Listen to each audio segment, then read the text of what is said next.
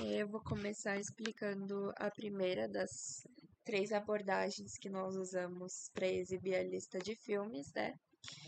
E essa é a Spring Boot com Time Leaf. Essa abordagem usa a arquitetura MVC, né? Que é dividida em Model, View e Controller. Então, vou abrir todas aqui.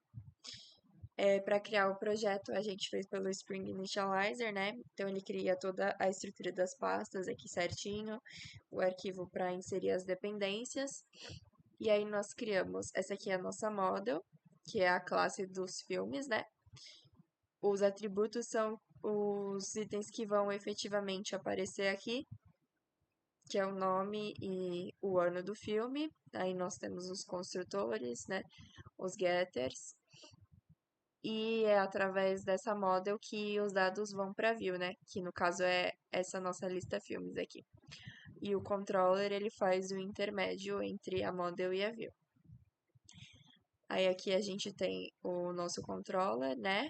O get mapping é barra filmes. Então aqui a gente insere o barra filmes para exibir essa lista, né?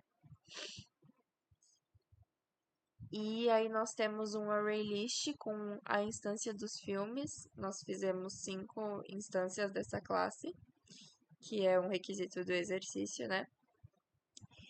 E esse array ele vai ser passado através desse comando aqui para nossa model, o add attribute. Então vai pegar esses dados e vai retornar na nossa view, que é a lista filmes. Aí aqui, né, a gente tem um loop só para exibir todos os filmes da lista. E esse é o resultado que é gerado com o Spring Boot e o Time Leaf. A próxima abordagem para exibir a lista é o Servlet com JSP. Ele também usa a estrutura baseada no MVC, né? Então tem as pastas aqui organizadas com os arquivos. Nesse caso, a gente fez a configuração das pastas diretamente aqui na IDE, né, no Eclipse, criando um projeto dinâmico. E aí depois passando ele para Maven, aí já deixou ajustado, foi só criar os arquivos, né? No caso aqui as pastas do Business e do Servlet. E aí aqui a gente tem a classe da mesma forma do outro exercício. E agora o Servlet ele vai ter mais ou menos a mesma função do controller, né? Aqui a gente tem o barra filmes também, então para acessar tem que inserir esse barra filmes aqui para funcionar direitinho. E aí é chamado esse método do get. Então a gente tem o array com a instância da classe, né, do filme.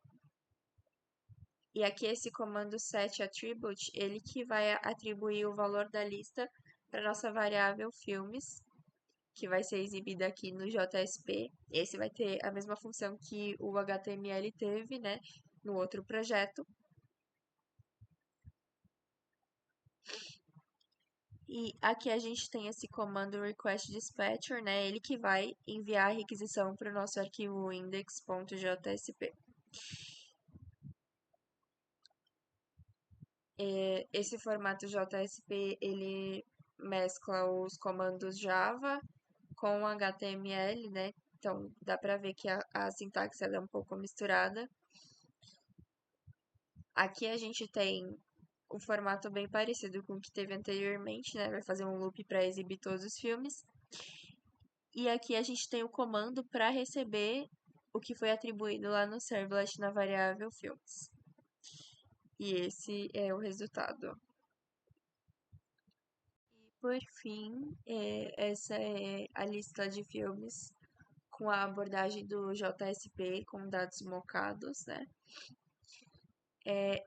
Para esse tipo de exercício que a gente fez, esse modelo parece ser o mais simples, né?